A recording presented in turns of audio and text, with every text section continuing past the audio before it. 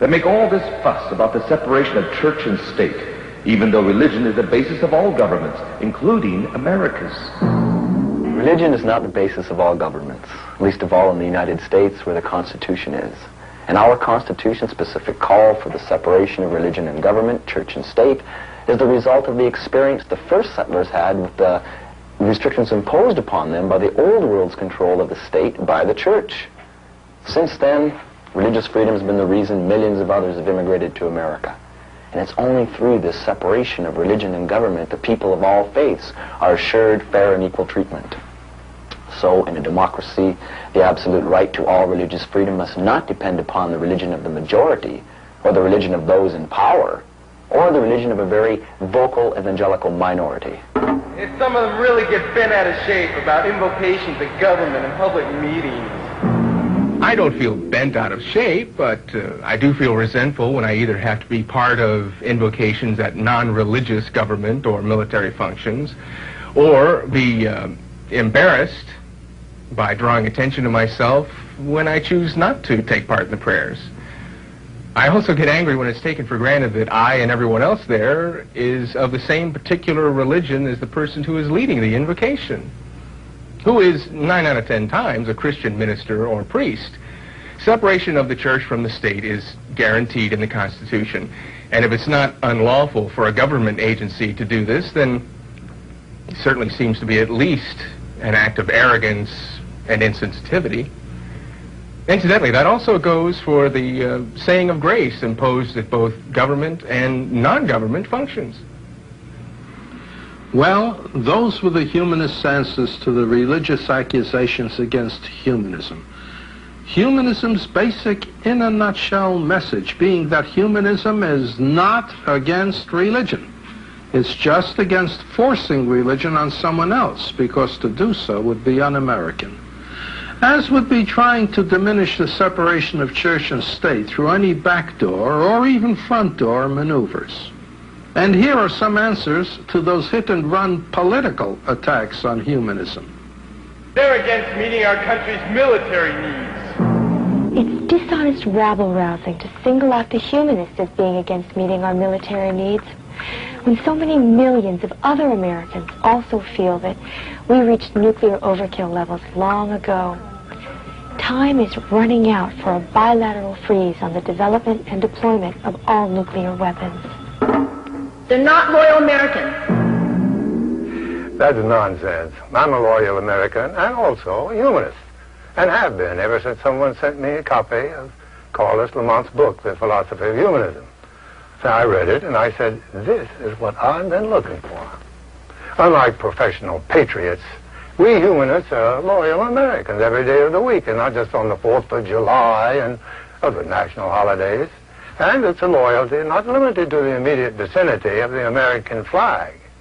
We believe patriotism means building a country of strong family ties, a willingness to help our neighbors so that our generation and those to come will be assured equal opportunity for all citizens alike, and that the air and water not be fouled by unlawful and irresponsible polluters or made lethal by toxic dumps and nuclear warfare.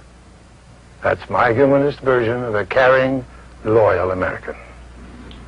It's an alarming coincidence that the same people who would diminish your political and religious freedom are also the self-appointed, self-anointed guardians of the sexual attitudes and practices of millions of total strangers.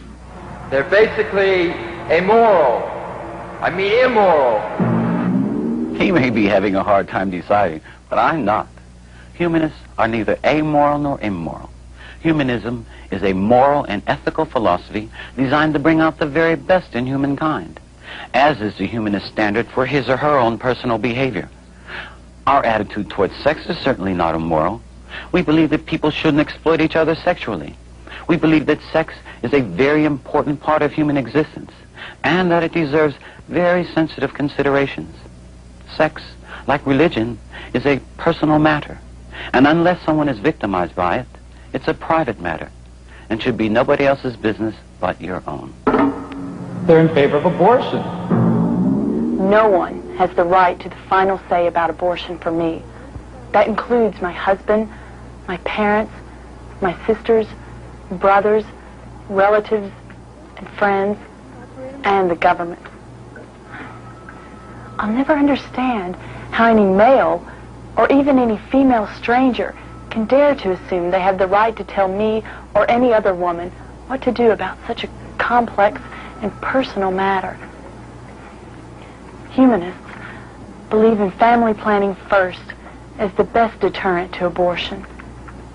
But overall, we believe in the right of women to have the freedom of choice about abortion. They want to teach sex education in schools. What's wrong with a teacher trained in sex education, teaching it in a classroom, and parents teaching it at home, with the parents working out the attitudes and standards of sexual behavior as the parents' share of the responsibility?